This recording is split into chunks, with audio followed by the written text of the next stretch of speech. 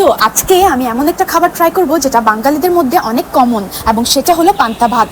আমার মনে হয় না এমন কোনো বাঙালি আছে যে এখনো পান্তা ভাত ট্রাই করেনি। তবে এক একজনের এক এক রকম রুচি থাকে পান্তা ভাত খাওয়ার। কেউ ডাল দিয়ে খেতে পছন্দ করে, কেউ ভর্তা দিয়ে খেতে পছন্দ করে, আবার কেউ মাংস দিয়ে খেতে পছন্দ করে।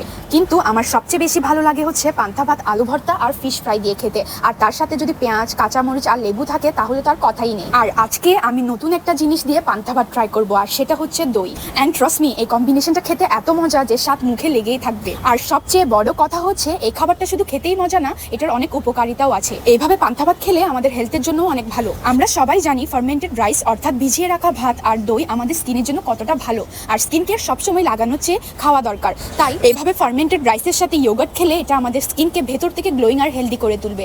আর সাথে সাথে এই পান্তা ভাত আমাদের গাটস আর স্টোমাকের জন্য অনেক ভালো। আর যাদের গ্যাস্ট্রিকের প্রবলেম আছে তারা যদি সকাল সকাল উঠে এই পান্তা ভাত খায় তাহলে তাদের গ্যাস্ট্রিকের প্রবলেমটাও কমে যায়।